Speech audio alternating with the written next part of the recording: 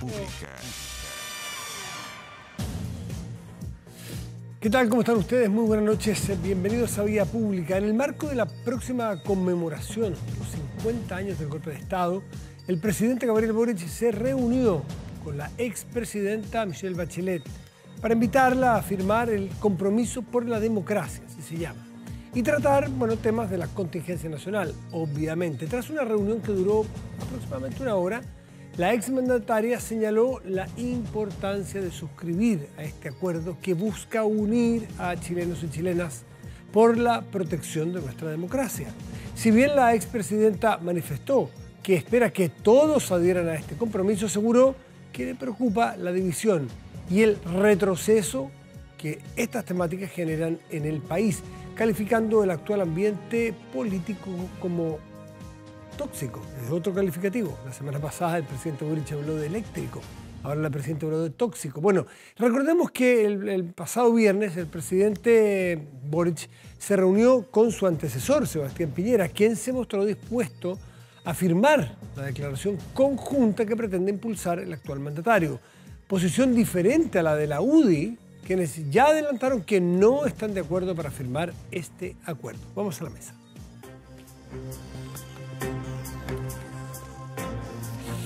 Y nos acompaña la presidenta de Bópoli, Gloria Hood. Gloria, buenas noches, gracias por estar aquí. Buenas noches, Matías, muchas gracias. ¿Y ustedes están por firmar esta carta?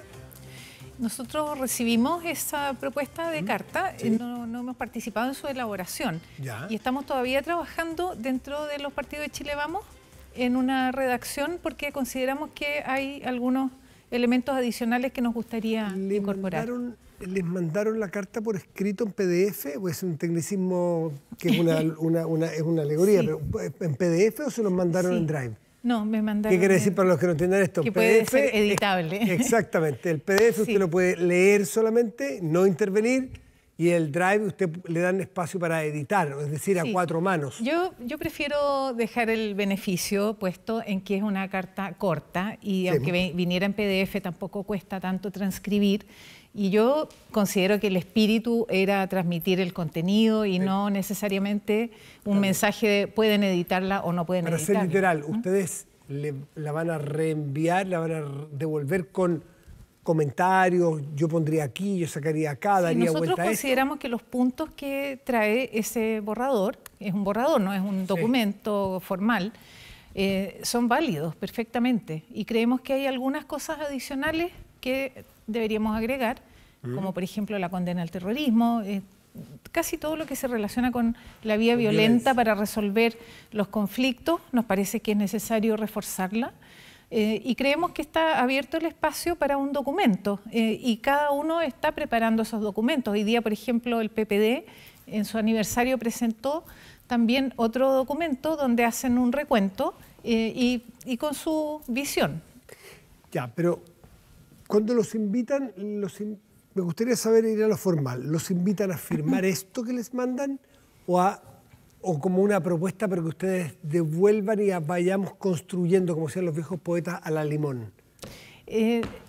A ver, el mensaje, francamente, yo voy a ser bien franca aquí porque de eso se trata. No me acuerdo las palabras exactas, ¿ya? Pero lo que yo recogí es que eso era la Carta de Chile, un nombre que es como simbólico. Compromiso de Santiago. Compromiso de Santiago, sí. Y yo por lo menos recogí con el ánimo de, aquí hay un punto para discutir. Inicial. Sí. Yo no lo vi como una cosa, un texto cerrado, francamente. El texto dice, son 4 puntos muy breves, así los titulares, es cuidar y defender la democracia, respetar la Constitución y las leyes, el Estado de Derecho, en fin, enfrentar los desafíos de la democracia con más democracia, nunca con menos, condenar la violencia y fomentar el diálogo. El punto 4, estoy haciendo un resumen, Punto 3, hacer de la defensa y promoción de los derechos humanos un valor compartido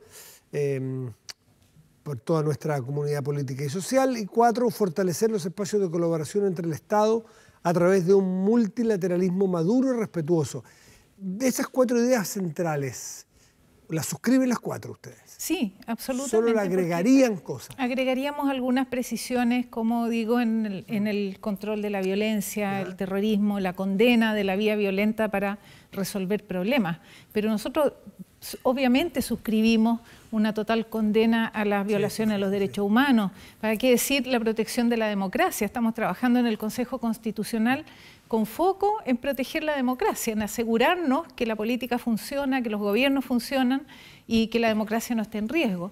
Así que por eso suscribimos ese contenido, pero creemos que se puede perfeccionar. Suscribimos ese Bópoli, pero hemos visto que la UDI está bastante reacia a firmar esto. ¿Ha conversado con su compañero Macalle, Javier Macalle? También con Pancho Chaguán.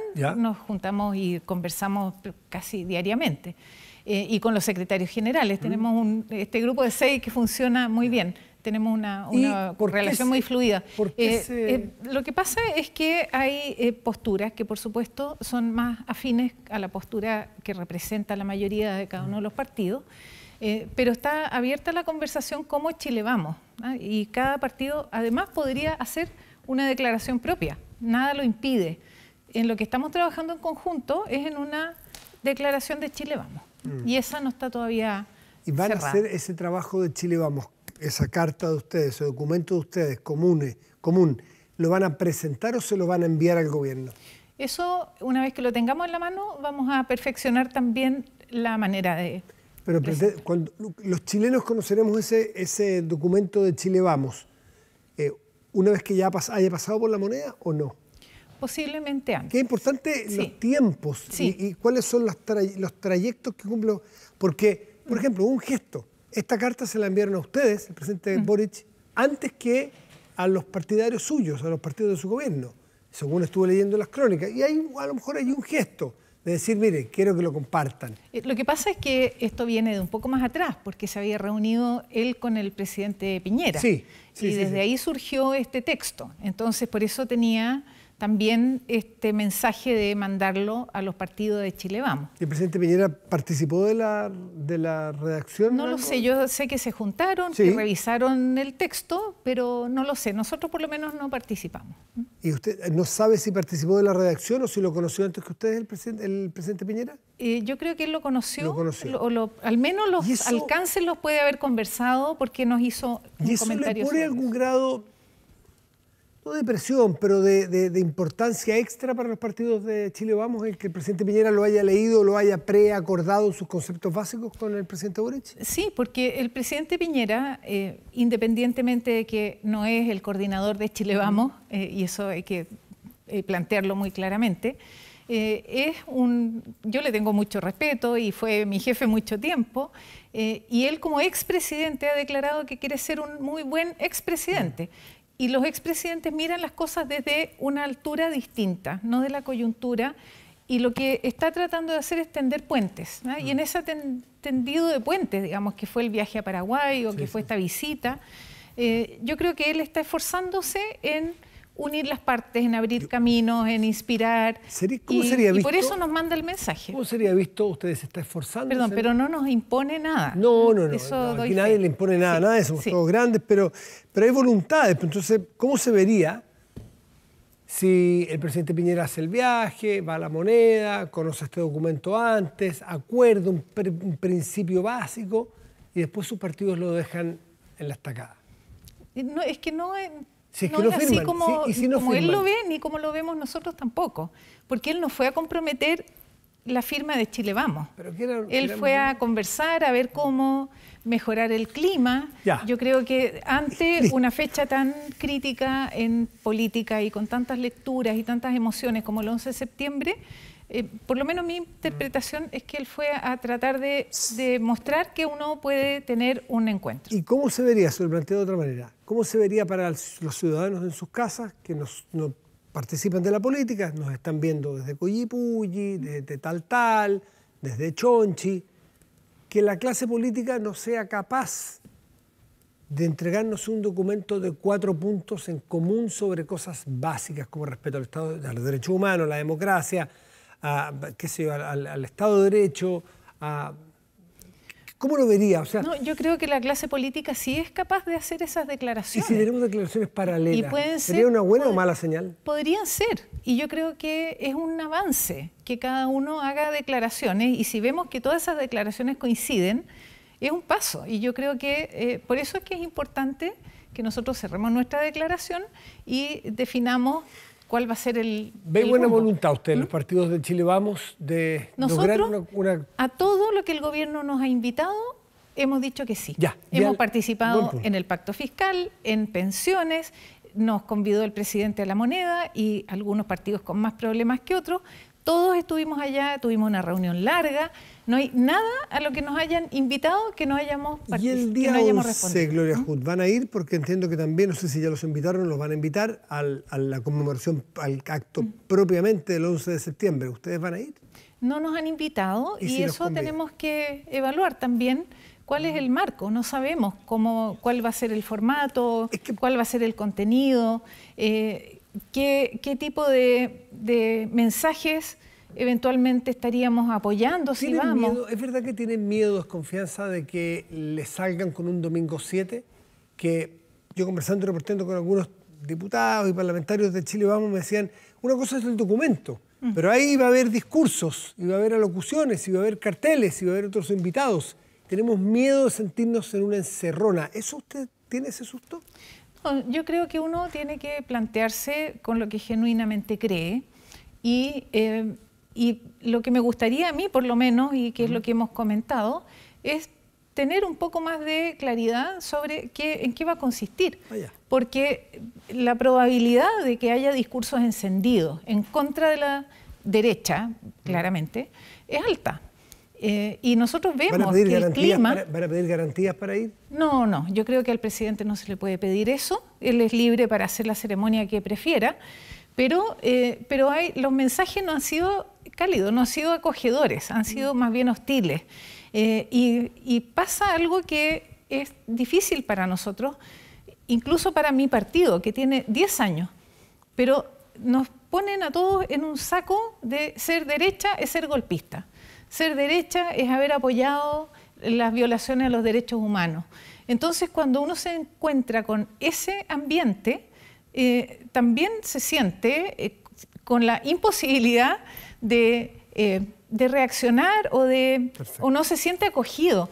Y eso yo creo que es bien importante. Por eso no es solo el documento, son también todos los mensajes que rodean, todas las señales, y han sido hasta ahora más hostiles que acogedoras. Un segundo, señor director, tenemos que irnos, pero Gloria Hood también participa en el Consejo Constitucional, tiene estos dos sombreros, presidenta de Evópolis.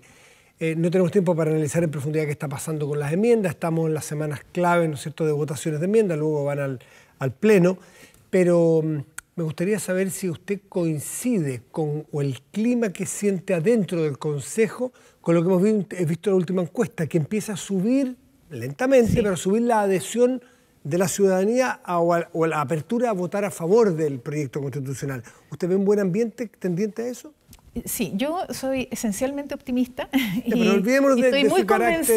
De su carácter. No, es que estoy convencida de que vamos bien encaminados, que hay un buen ambiente adentro del Consejo. El rigor, la seriedad con que estamos trabajando, sería muy bueno que las personas vieran las sesiones porque es muy real y vemos señales importantes. Republicanos bajó enmiendas que son muy emblemáticas y ha bajado una cantidad enorme de otras enmiendas, menos emblemáticas pero importantes. Y veo que con la izquierda, cada vez que hacemos grupos más chicos, buscamos puntos de encuentro. Yo creo que... Está bien expectado. Mira, hay beneficios tan grandes para las personas, para las regiones, para la participación ciudadana. Nos tocó votar eso esta semana. Impensados, son innovaciones bien rupturistas de la forma en que los ciudadanos vamos a poder intervenir en el desarrollo de las políticas públicas.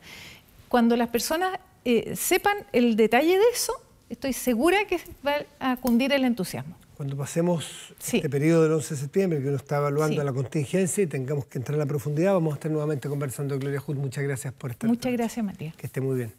Hacemos una pausa y volvemos, espérenos.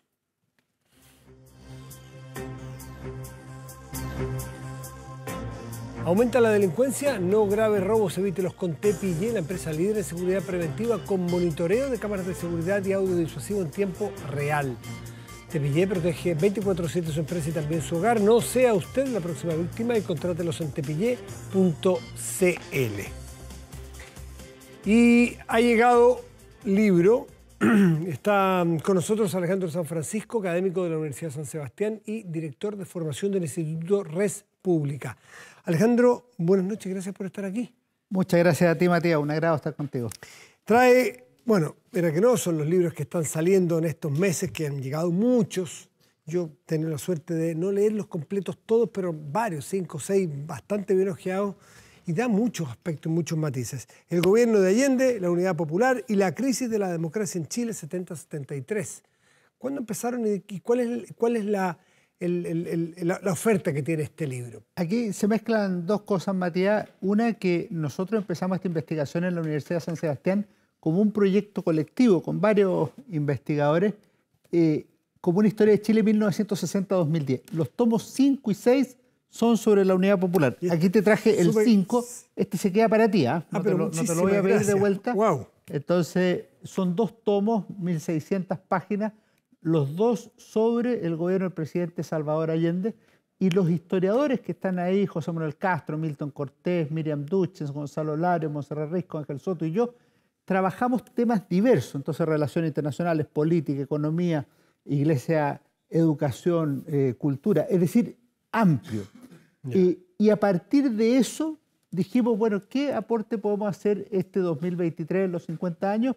Y 3 de los investigadores, José Manuel Castro, Milton Cortés y yo, decidimos hacer un libro breve para gente que quiera introducirse al gobierno de la Unidad Popular, del presidente Allende y ciertamente de la crisis de la democracia en Chile. ¿Y qué eligieron como vías de acceso a esta investigación más grande? ¿Para qué? El patrón es fundamentalmente político, o sea, los otros temas aparecen solo tangencialmente acá. Aquí hay una mini biografía del presidente Salvador Allende, desde su nacimiento hasta que llega a la moneda en 1970, las elecciones de 1970 con todas sus complejidades y luego los 3 años de gobierno, pero en los ejes fundamentalmente políticos, o sea, no nos metemos en las tan plurales y diversas áreas que hubo en esa administración. Ya que entras al terreno biográfico, ¿podemos definir un carácter más o menos regular de Salvador Allende Gossens desde el 38 en el gobierno de Pedro Aguirre Cerda? Entiendo que entra como ministro de Sanidad, si no me equivoco. ¿Es más o menos el mismo que de su fase final como presidente? Yo creo que tiene algunas evoluciones. Él, el 37 fue elegido diputado, antes había sido dirigente de la FECHI, del Centro de Alumnos de Medicina, del 39-40 es ministro de Salubridad Pública, como bien dijiste tú, y del 45 hasta el 70 fue senador de la República, entre medio candidato presidencial. 4 veces, ¿no? 3 o 4 veces. La cuarta fue elegido. A mí me parece que Salvador Allende es una figura crucial de la política chilena en el siglo XX. Él ingresó al Partido Socialista muy joven, tenía 25 años, y partió en Valparaíso. Yo te diría que Allende se caracteriza por ser un hombre de partido. Esto uno diría, oye, pero ¿qué gracia tiene eso? Bueno, pero es que él fue un revolucionario, pero fue un revolucionario de una tradición partidista, no de una tradición guerrillera o de otro tipo. ¿Y fue siempre un revolucionario o conforme la revolución iba tomando espacio en la América Latina y en el mundo y en nuestro país? Yo creo que cambia el sentido. En los años 30 el Partido Socialista es un partido revolucionario, un partido que se define de talante marxista, pero como método de interpretación de la realidad y que rechaza el reformismo de la Segunda Internacional, pero también el comunismo de la Tercera Internacional. Entonces está como en una tercera vía dentro de las izquierdas. Lo que pasa es que el senador Salvador Allende se vio muy influido por la Revolución Cubana y en ese sentido no solo trabó amistad con Fidel Castro y recibió el libro Guerra de Guerrillas de Ernesto Che Guevara, sino que vio que en esto existía la posibilidad de construir en el tercer mundo proyectos socialistas reales. Lo que ocurre es que si bien él, en la OLAS, por ejemplo, la Organización Latinoamericana de Solidaridad, él decía que la revolución debía hacerse en forma armada, violenta y que teniendo a Cuba como paradigma en América Latina, sostenía paralelamente que en Chile no debía ser así, sino que se debía respetar la vía chilena que había acordado con el Partido Comunista en el FRAP en 1956. entró decidido a respetar la vía chilena, que es la vía no violenta, la vía institucional de esta revolución, ¿no es así? ¿Lo logró hasta qué punto? ¿Y hasta qué punto fue presionado los 21 días de Fidel Castro en nuestro país? Y si tú crees que al final ahí se jugó el gobierno del presidente Allende. Yo creo que la vía chilena tiene un problema estructural. Esto es algo que no es que lo sostenga yo, sino que a mí me parece que está en la propia definición que hace Salvador Allende, presidente de la República, el 5 de noviembre de 1970, o sea, 2 días después de asumir en La Moneda, en el Estadio Nacional, en un discurso que yo encuentro fundamental. Y en ese discurso que nosotros ponemos aquí parcialmente, brevemente, en la introducción, él dice que se puede transitar de una sociedad a otra de manera legal cuando existe una mayoría del órgano representativo y una mayoría de la nación que quieren hacer esa transición. Más institucional imposible. Más institucional imposible. Y dice, y este es el caso de Chile hoy. Ahora, ¿cuál es el problema? Que si bien él cita a Engels y lo cita bien, no es adecuado el traslape que hace hacia la realidad nacional, porque él no tenía la mayoría de la nación detrás de sí y no tenía la mayoría del órgano representativo y no la va a tener nunca. O sea, en 1973, que fue la última elección parlamentaria, la Unidad Popular tuvo un buen resultado, 44%, pero la oposición tuvo 55%. Entonces, no logró consolidar una mayoría que le permitiera hacer ese avance del socialismo, como repetía en esa triada el presidente Allende, en pluralismo, democracia y libertad. Ya, entonces, si él estaba convencido de hacer su revolución por la vía democrática, por la vía, bueno, democrática por lo pronto, e institucional, quise decir, respetando y esperando las mayorías para hacerlo, ¿tú sientes que tuvo comunión con sus partidos, que tuvo solidaridad de sus partidos para respetar esos tiempos que la democracia da? Yo creo que uno de los mayores problemas que tuvo el presidente Allende, y esto ha sido reconocido por sus asesores cercanos, por Joan Garcés, Allende y la experiencia chilena, por él mismo, Salvador Allende, y por otros, fue la relación con su partido, y particularmente con el Partido Socialista. Su partido. En la hora más dramática, en 1973, cuando había que buscar soluciones institucionales frente al riesgo de la guerra civil y del golpe de Estado, el presidente Salvador Allende le propone a la Unidad Popular algunas vías alternativas. Un eventual plebiscito, conversaciones con la democracia cristiana, poderes especiales para el presidente de la República para que resuelva él el conflicto, alguno más. Rechazado, rechazado, rechazado, rechazado. Por los propios. Por los propios. Y propuesta alternativa, dice Joan Garcés, ninguna. ¿Y dónde está, bajo qué convicción o bajo qué principio el presidente Allende no busca, si es que no tiene el apoyo de los propios, dices tú, buscar una vía alternativa, eventualmente romper? ¿Tú crees que en algún momento el presidente Allende tuvo siquiera la idea de romper con la Unidad Popular para seguir adelante con su gobierno? A mí me parece que hay dos cosas que son muy relevantes. La primera es que el programa de gobierno de la Unidad Popular y lo que podría llamarse el anexo de administración de la forma de trabajo de la Unidad Popular establecía que las decisiones lo tomaba este comité de la Unidad Popular. Todos los partidos. De manera que él no podía llegar y decir, oye, pero yo no sabía esto. O sea, eso se sabía. Lo cual es una mala forma de administrar el poder, ciertamente, y es extraconstitucional. Pero lo segundo es que él nunca estuvo dispuesto a romper con la izquierda. A mí me ha tocado entrevistar a exministros del presidente Salvador Allende, a personas que trabajaron junto con él, y había un punto de quiebre, una línea roja que él no iba a traspasar, que era romper con la izquierda. Esta idea de transformarse en un González Videla, por ejemplo, que de un minuto para otro cambia el eje por el cual había sido elegido, él no estuvo dispuesto. Ahora, esto es lo que le echa en cara el presidente del Partido Demócrata Cristiano, Patricio Aylwin, en esta reunión en la casa del cardenal Silva Enrique el 17 de agosto. Le dice, presidente, usted tiene que decidir, gobernar es tomar decisiones, usted no puede estar con Dios y con el diablo, con Altamirano y con nosotros, con el MIR, o sea, tiene que tomar decisiones. En eso el presidente Allende no estuvo dispuesto a tomar una decisión que implicara quebrar a la izquierda o traicionar a la izquierda. ¿Y qué papel jugó la derecha en el gobierno del presidente Allende? Si tú miras la presencia de la derecha en las discusiones relevantes, en las invitaciones del cardenal Silva Enríquez para alguna negociación o en otra, no aparece prácticamente. O sea, aquí el que desnivela es la democracia cristiana. La derecha en la elección de 1973, el Partido Nacional me refiero, obtuvo el 21% de los votos, que es un buen resultado, pero no te da para nada. Son 34 diputados, tenía algunos senadores. La derecha sí logró fijar un cierto criterio de oposición política, y en ese sentido Jarpa fue un líder relevante, importante, con voz, con mando, con línea.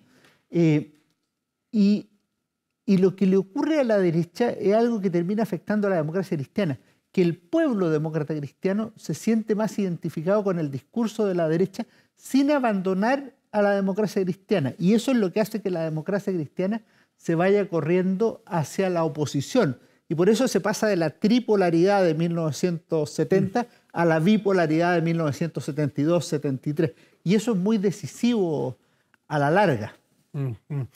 Y las personas, porque el presidente Allende, uno lo mira hacia atrás y ve personas alrededor, ya sea por imágenes, por libros que lee, imágenes que se vienen por distintas fuentes. Uno ve desde los Altamirano, aparece rápidamente en una imagen, ¿no es cierto? Aparecen los Cardimo Garretón, aparecen los Miguel Enrique, pero también aparecen los José Toá, el Carlos Prat. O sea, hay muchos personajes que dan vuelta. ¿Cuáles son los personajes clave en estos 3 años o estos 1000 días del presidente Allende? Hay que verlo por distintos niveles. A mí me parece que... Bueno, Joan Garcés por lo pronto aparece también ahí. Así clave. Es. A mí me parece que un personaje clave es Carlos Prats. Es clave para el gobierno y es clave para la crisis institucional. A mí me parece que por patriotismo Carlos Prats ingresa al gabinete UP General o de Integración Militar del 2 de noviembre de 1972. Pero eso tiene 2 o 3 consecuencias que son muy complejas. Una es politizar a la institución, politizar al ejército. ¿Es primera vez que ocurre en democracia plena el que entre el comandante en jefe del ejército a un ministerio? Tú que eres historiador. No es primera vez. Lo que pasa es que antes el comandante en jefe del ejército es creación de los años 30. Antes se llamaba inspector general del ejército, que vendría a ser el equivalente, pero por ejemplo en el gobierno de Arturo Alessandri Palma fue Luis Altamirano el convocado. Perfecto. Y se produjo el ruido sable, llaman a Luis Altamirano y se acaba el Congreso y se acaba el presidente de la República. El presidente José Manuel Balmaceda llamó al general José Velázquez primero y al general José Francisco Gana, pero a la cartera de guerra. Y ahora eso politizó también a los uniformados. Y si tú te fijas, lo primero, Balmaceda, guerra civil, Alessandri, golpes militares, Allende exactamente lo mismo. Los llamados siempre son de un llamado desesperado. Son última ratio y el resultado no está garantizado para quien toma esa decisión. Yo creo que Prats es clave. A mí me parece que hay otras figuras que son relevantes. Carlos Altamirano es decisivo, pero en una línea de hacerle difícil la vida al gobierno. En ese sentido es mucho más leal respecto al presidente Allende. Luis Corbalán, por ejemplo, el secretario general del Partido Comunista, que me parece que tiene una función más moderadora, más de tratar de decir, oye, si aquí no estamos con el presidente Allende nos va a ir mal, nos vamos a hundir todo en el mismo buque. Miguel Enrique yo creo que es decisivo porque el discurso de Miguel Enrique llega mucho a la gente de izquierda. Fíjate tú que después de que en mayo elige la democracia cristiana a Patricio Elwin como presidente y a Eduardo Frei Montalva como presidente del Senado, Miguel Enrique da un discurso que para mí es clave. Y dice, se acaba el tiempo de las ilusiones reformistas de la revolución sin costo social, que promueve la unidad popular. Las leyes de hierro de la lucha clase terminaron por imponerse y hicieron trizas los sueños reformistas de la unidad popular. Y luego agrega, lo que ha fracasado en Chile no es la revolución, es el reformismo. O sea, y eso es una discusión eterna en la unidad popular que no logra zanjar. ¿Qué está fracasando? ¿Que vamos muy lento o que vamos demasiado rápido? ¿O que vamos en un camino equivocado? ¿Cómo arbitraba el presidente Allende estas dos almas? No lo arbitraba, trataba de llegar a algún acuerdo, porque además las decisiones de la Unidad Popular eran por unanimidad.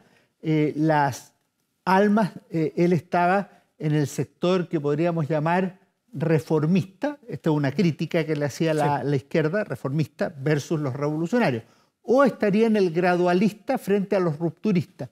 En ambos casos, si tú lo piensas como se había planteado la Unidad Popular, parecía una cierta abdicación, pero por otro lado parecía más responsable la postura de Allende a esta postura de los ultristas de tratar de acelerar la revolución. Se mira la Unidad Popular en función de la crisis que ocurrió en 73, pero es imposible que un gobierno haga puras cosas malas, ¿no es cierto? Que genere una crisis, que sabemos de la inflación, sabemos de los problemas económicos, sabemos que hubo violencia, en fin, en la oposición también. ¿Qué destacarías tú de positivo? ¿Qué heredó Chile de la Unidad Popular? Yo diría que al menos 2 o 3 cosas. A mí me parece que la política internacional de la Unidad Popular es positiva para la Unidad Popular. Es una cosa que, si uno mira la figura de Allende, incluso en las Naciones Unidas, en Europa occidental, no en la Europa de los socialismos reales, es una figura bien valorada. Y hay otro elemento que yo le considero de la mayor importancia y que a veces mucha gente no comprende. Salvador Allende fue capaz de incorporar a la política a sectores populares habitualmente alejados de la actividad política. O sea, esto alguien me podría decir, es un proceso, eso lo había iniciado Alessandri, Ibáñez también hace algo. Frei Montalva no se puede negar que tuvo un gran sentido popular. Sí, pero como que uno decía, oye, esto llega como a las capas medias, algo falta. Bueno, y si uno mira las fotos de las protestas, de las marchas y todo eso, ese hombre de pueblo, esa mujer de pueblo, siente que llega con Allende a la moneda. Yo creo que la portada de la revista Principios del Comité Central del Partido Comunista, después de la elección de 1970, tiene algo de propaganda, pero algo de realidad. El pueblo entra a la moneda. Y en ese sentido yo creo que la sociedad que a veces deja a los marginados marginales, políticamente yo creo que el presidente Allende logra incorporar. Las personas de la periferia social los hace sentarse en la mesa que nunca habían estado. Yo eso lo noto. Y alguien podría decir, oye, sí, pero eso lo perdió porque el gobierno le fue mal. Pero mira, el año 73, con inflación altísima, con mercado negro, con desabastecimiento, con colas, métele el paro de octubre, la politización del ejército, métele 10 problemas más, el desorden, la violencia. Es muy desordenado. Sacó un 44%. O sea, ese es un buen resultado. Es más de lo que obtuvo Allende el 4 de septiembre, 33, hoy mismo, 36%. 36. Hace 53 años. Más que lo que obtuvo Salvador Allende el 4 de septiembre de 1970. Ahora, ¿eso es para celebrar? No, porque ganó la oposición. Pero es para considerarlo, es para analizarlo. ¿Por qué tiene tanto voto la Unidad Popular y Salvador Allende? Bueno, porque hay un sector del pueblo que lo apoya y que es grande. Está el documental de Patricio Guzmán, que es la batalla de Chile, que tiene esa virtud de mostrar con una cámara que da vuelta por las calles del centro de Santiago, creo que solamente Santiago, mostrar eso, mostrar el fervor popular de gente que probablemente no tenía nada que perder, gente muy humilde, muy carenciada, muy marginada y que sentía que tenía algo que hacer en el poder. Lo dice el himno, se levanta el clamor popular. Si donde está el error es en creer que tienen al frente a un grupo de oligarcas y de terratenientes. Al frente tenían el 55% de la población, que era muy transversal también. También, qué buen punto el que tocaste, porque muchos analistas han criticado como acción política, como error político de la Unidad Popular, el haberse distanciado del chileno medio, de la chilena media, de la gente de a pie que sale todas sus mañanas a trabajar en un, qué sé yo, como visitador médico, o como en una veterinaria o en un ministerio, y que los dejó aparte. ¿Tú compartes ese punto? Sí, yo creo que hay 2 cosas ahí. Primero, que no tenía la mayoría antes. O sea, no es que se haya distanciado, sino que eran grupos... Pero que el proyecto no los incorporaba conceptualmente, espiritualmente. Se sentían... No me están invitando a esto. Efectivamente, y de hecho, ya lo decía el presidente Allende en su entrevista a Regis Debray, y lo dice en otros lados, es un proyecto de clase y de clase obrera. Y lo que cabía en el proyecto, en lenguaje chileno, eran los pobres del campo y la ciudad, pero eran los extremadamente pobres o los sectores más proletarios, los explotados en el lenguaje del marxismo-leninismo, y que algo de eso puede haber, pero efectivamente hay que entender que en Chile una persona cuando gana un poco más, cuando tiene un trabajo más estable, ya se empieza a sentir de clase media, aunque no lo sea numéricamente. Eso no estaba incorporado desde el punto de vista del proyecto político de la Unidad Popular y también en las decisiones que se van tomando en los años siguientes va alienando a las agrupaciones que son socialmente sectores medios. Por último, Alejandro San Francisco, está el famoso hito del plebiscito, que nunca tendremos evidencia a esta altura de si iba o no a convocarlo el presidente Allende. Y otros dicen también, mire, era tan tarde que poco se sacaba. Pero no lo hizo, de hecho, no lo hizo. Leí una entrevista a Mujeres Pérez de Arce el fin de semana que le hace Fernando Paulsen, me parece, donde él dice que él le avisa el domingo 9, me parece, o sábado 8 de septiembre, a Augusto Pinochet, recién estrenado prácticamente comandante jefe del ejército, de que iba a llamar un plebiscito. ¿Tienen antecedentes usted al respecto? Sí, eso se ha comentado, lo ha dicho gente que es cercana al presidente Allende en esos días. El 10 de septiembre lunes. Lo comentó entre sus cercanos, el lunes 10, dijo que iba a llamar a plebiscito, eventualmente el lunes en la tarde, lo ha dicho Sergio Vitar, yo mismo lo entrevisté a don Sergio, lo dice Joan Garcés en su libro Allende la experiencia chilena. Pero fíjate que hay una cosa muy curiosa que a mí nunca me ha logrado cerrar, que cuando dicen, bueno, ¿y cuál es el tema que va a convocar el plebiscito? Esa base yo me la guardo. Bueno, pero si es que constitucionalmente no podía llamar a plebiscito. El plebiscito lo podía llamar por la discrepancia de las 3 áreas de la economía, pero eso había vencido el 6 de junio, o sea, eso ya no se podía llamar, estaba fuera.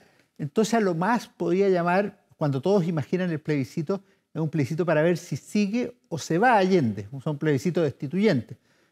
Probablemente entonces tendría que haber llamado a una reforma constitucional previamente, era un poco más enredado, y en eso o había poco tiempo o se podía interpretar como un muñequeo político con esta muñeca tan talentosa que tenía el presidente Allende. Entonces no queda muy claro el asunto. Alejandro San Francisco, historiador de la Universidad San Sebastián y de Red Pública, director de formación de Red Pública. Muchas gracias por traernos este libro y aportar a la lectura, a los datos, a la literatura para comprender mejor esta época de nuestro país. Gracias, Alejandro, que te vaya bien. Muchas gracias a ti, Matías. Hacemos una pausa y volvemos, espérenos.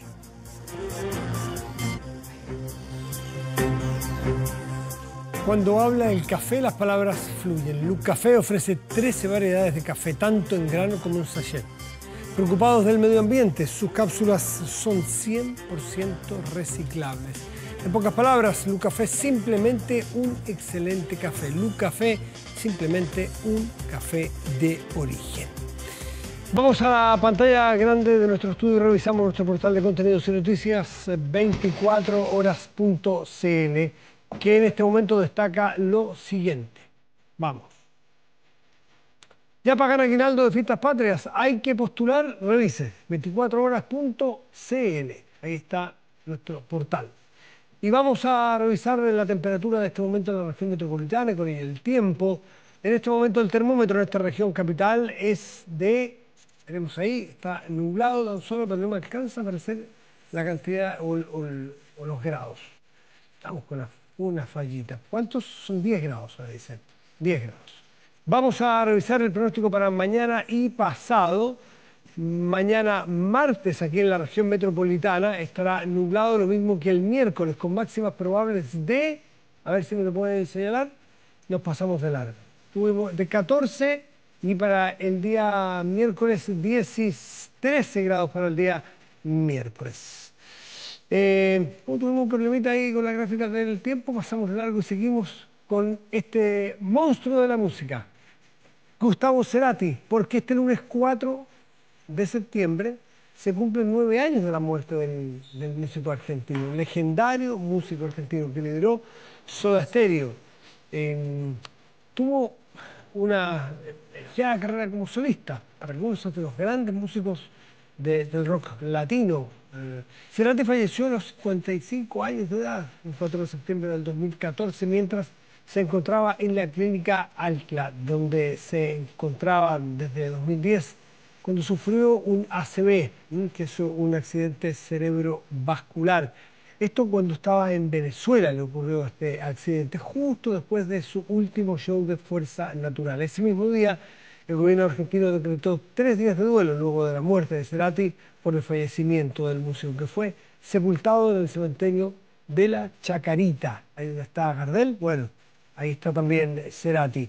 En el último tiempo se han conocido diversos proyectos como el lanzamiento de 14 episodios sinfónicos. Asimismo, la familia negó una serie biográfica del músico. Otro reconocimiento reciente fue la selección dentro de los 50 mejores cantantes de rock de toda la historia, de acuerdo a la revista Billboard. Celebrando el cumpleaños a Cerati, más que merecido, nos despedimos de Vida Pública hoy. Que tengan muy buenas noches y gracias por venir.